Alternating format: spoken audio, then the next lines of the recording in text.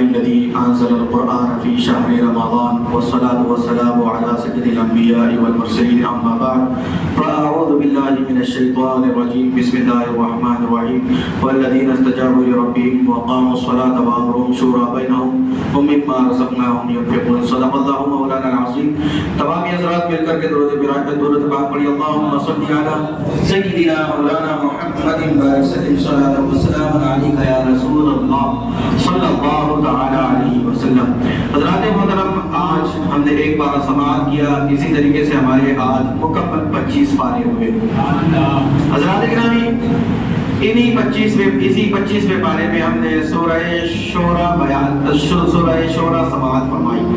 سورہ شورى مکہ مکرمہ میں نازل ہوئی اور بعض راویوں کے مطابق مفسرین کے مطابق اس کی 40 آیتیں مدینہ منورہ میں نازل ہوئی، جس میں سے آیت مودت جو کہ اہل بیت سے محبت کی آیت ہے سب سے پہلے وہ مدینہ منورہ میں نازل ہوئی، پھر باقی 39 آیتیں نازل ہوئی. تو حضرات محترم غرض کہ زیادہ تر یہ سورت مکہ مکرمہ میں حضور علیہ السلام پر نازل ہوئی ہے. حضرات گرامی سورہ شورى اس کی آیت نمبر 38 میں مشورے کا ذکر ہے، انصار صحابہ کے ایک بات کا ذکر ہے کہ ان کی اوصاف کا ذکر کیا گیا ہے مومنوں کا. تو اس میں وہ جو بھی کام کرتے ہیں مشورہ لے کر کے کرتے ہیں، تو بس اسی کی وجہ سے اس سورہ مبارکہ کا نام سورہ شورى رکھا گیا.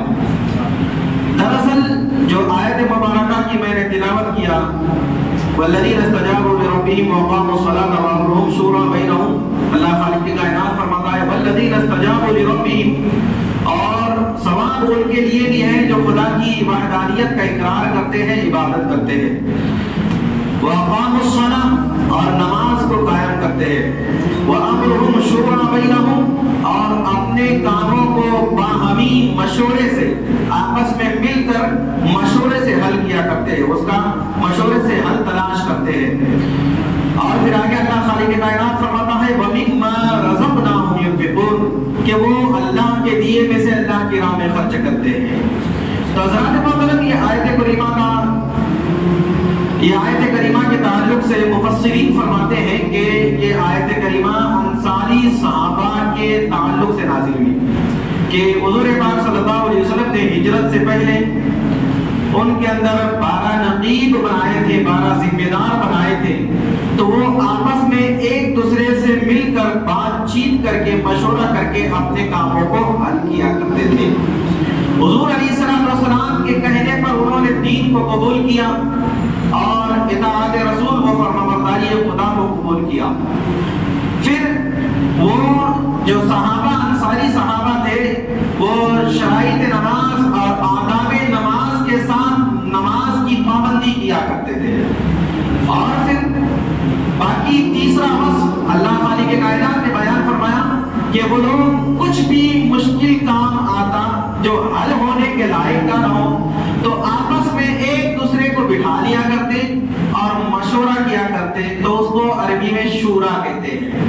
تو مشورہ کیا کرتے، جو حل نکلتا اسی کے مطابق وہ اپنے کام کو انجام دیا کرتے تھے.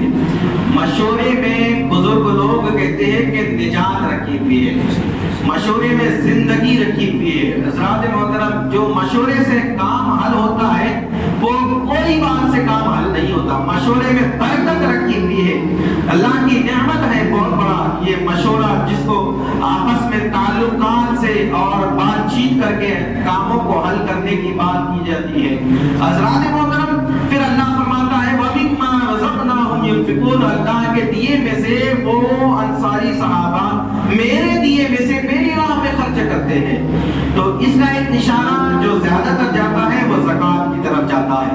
تو حضرات محترم بہرحال مجھ کو تفسیر بیان کرنی ہے حضرت ابو ہریرہ رضی اللہ تعالی عنہ. جو دوسرا وصف بیان ہوا کہ وہ نماز کی پابندی کرتے ہیں، قائم کرتے ہیں نماز کو، نماز کی حفاظت کرتے ہیں. حضرت ابو ہریرہ رضی اللہ تعالی عنہ بیان فرماتے ہیں کہ حضور پاک سرور کائنات فخر موجودات حضور احمد مجتبی محمد مصطفیٰ صلی اللہ علیہ وسلم نے فرمایا کہ نماز کو قائم کرو، نماز کا حساب سب سے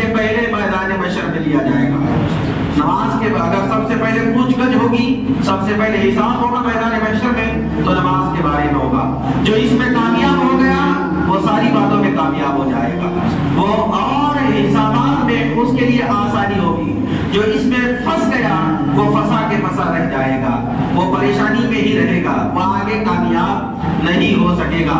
اللہ آگے فرماتا ہے لا برہان لہ ولا نجات، اللہ مالک کائنات فرماتا ہے اس کے لیے کوئی نجات نہیں، کوئی اس کے لیے کامیابی نہیں، کوئی برہان نہیں، کوئی اجالا نہیں، کوئی نور نہیں، اس کے لیے اندھا ہی اس کو اٹھایا جائے گا، اس کے لیے اندھیرا ہی اندھیرا رہے گا، پریشانی ہی پریشانی رہے گی۔ تو حضرات محترم حضرت ابو ہریرہ فرماتے ہیں کہ حضور علیہ الصلوۃ والسلام نے فرمایا کہ جو ناکام ہو گیا نماز کے اندر تو وہ دوسری باتوں میں بھی ناکام ہو جائے گا۔ لیکن اس میں بھی رب کی مہربانی دیکھیے، حضور فرماتے ہیں آگے کہ رب فرمائے گا میرے بندے کے فرائض میں کمی ہے، نکال کر کے لاؤ اس کے نوافل کو، اس کے نوافل کو نکال کر کے لاؤ، اس کے نوافل کی گنتیوں کو فرائض کے کھاتوں میں ڈال دو، پھر اس سے اس کے فرض کی گنتی کو پوری کرو۔ اللہ خالق کائنات نوافل سے فرض کو پورا کرائے گا، بندے کی مغفرت اور نجات کے لیے بندے پر رحم کرے گا اللہ خالق کائنات، نجات اور مغفرت کے لیے کہ میرا بندہ مصیبت میں نہ پڑے، اللہ خالق کائنات نوافل سے فرض کو پورا کرے گا۔ بندہ آج کیا کرتا ہے، ہفتے بھر میں بڑی مشکل سے 2 رکعت نماز جمعے کی پڑھنے آتا ہے، سنتیں موقدہ جو کہ سنن الہدیٰ ہوتی ہے جن سے ہدایتیں ملتی ہیں وہ سنتیں تک کے چھوڑ کر کے بھاگ جاتا ہے۔ حضرات محترم کیا کبھی ایسا ہوتا ہے ہم کو بھوک لگتی ہے تو ہمارا 4 روٹی کھانے کا ارادہ ہوتا ہے، کبھی ہم 1 روٹی کھا کر کے بھاگ جاتے نہیں بھاگتے، کیوں؟ کیونکہ ہم کو تو پیٹ بھرنا ہے، تھیلی نہیں بھر کے تھیلا بھرنا ہے۔ حضرات محترم ہوتا یہ ہے جتنے کی ضرورت ہوتی ہے اتنا نہیں بلکہ اس سے زیادہ کھانے کی کوشش کرتے ہیں۔ تو کیا عبادتوں میں ہم ایسا نہیں کر سکتے؟ یہ فرض کے لیے آئے ہیں تو سنتیں بھی ادا کر لیں گے، نوافل بھی ادا کر لیں گے، کچھ دیر بیٹھ کر کے ذکر اذکار درود پاک بھی پڑھ لیں گے، تو اللہ تبارک و تعالیٰ جو ہم نے پڑھا ہے اس کا بھی ثواب عطا فرمائے گا، اور مسجد میں بیٹھنے کا ثواب بھی عطا فرمائے گا، آنے جانے میں جو قدم گرے ہیں ان کا بھی ثواب عطا فرمائے گا، وضو میں جو قطرے گرے ہیں اس کا بھی ثواب عطا فرمائے گا۔ ساری سب کچھ باتیں تو ہمارے لیے ہیں، پھر بھی بندہ ان ساری باتوں سے دور بھاگتا ہے۔ تو حضرات محترم اللہ اسی طریقے سے بندے کے فرائض کو نوافل سے پورا کرے گا۔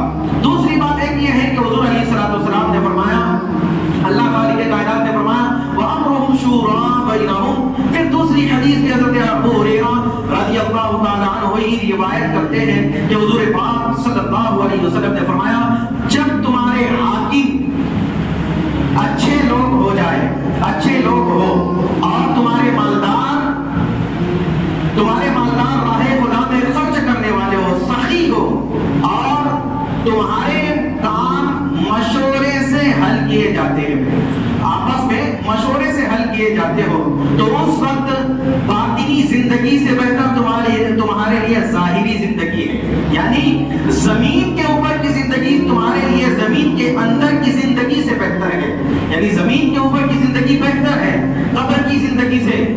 تو حضرات محترم پھر آگے حضور علیہ الصلوۃ والسلام فرماتے ہیں پھر یہی تمہارے حاکم جو بڑے بڑے رہنما اور لیڈر، بڑے بڑے نیتا اور نہ جانے کیا سے کیا بنتے ہیں غافل لوگ، یہ اگر تمہارے بڑے بڑے لیڈر لوگ جب شریر ہو جائے، یعنی آج کی زبان کا اگر کہتے ہیں تو پولیٹکس کھیلنے لگ جائے، آج کی زبان میں بالکل کھلے انداز اگر کہہ دو تو پولیٹکس کھیلنے لگ جائے، یعنی شرارتیں کرنے لگ جائے۔ شریر کا لفظ حدیث کے ترجمے میں آیا ہے، حضور نے فرمایا کہ تمہارے حاکم شرارتیں کرنے لگ جائے، چالیں چلنے لگ جائے، اپنا لومڑی کی طرح دماغ چلانے لگ جائے لوگوں کے خلاف، تو حضور فرماتے ہیں کہ پھر وہی مالدار لوگ جو پہلے کبھی سخی تھے اب کنجوس اور بخیل بن جائے، کچھ خرچ نہیں کرتے، نہ زکات، نہ صدقہ، نہ فطرہ، نہ لوگوں کی مدد، نہ غریبوں کا کوئی خیال، نہ بیواؤں کا کوئی خیال، نہ یتیم و مسکینوں کا پیٹ کی طرف توجہ۔ اگر لوگ ایسے کنجوس ہو جائیں مالدار لوگ، اور پھر تمہارے کام تمہارے گھر کی عورتوں کے مشورے سے ہونے لگ جائے، حضور فرماتے ہیں اس وقت قبر کے، اس وقت زمین کے اوپر کی زندگی سے بہتر زمین کے اندر کی زندگی تمہارے لیے ہے۔ تو یعنی جی رہے ہیں تو یہ زندگی بہتر نہیں ہے، اس سے بہتر ہے کہ قبر کے اندر مر کر کے چلے جاؤ، کہ لعنت ہے کہ تم مرد ہو کر تمہارے کام تمہاری عورتوں عورتیں حل کرتی ہے. اللہ اکبر. حضرات محترم, عورت ضدی ہوتی ہے, عورت ایسی بھی ہوتی ہے کہ اس کے اندر کم عقل ہوتی ہے, مرد کے مقابلے میں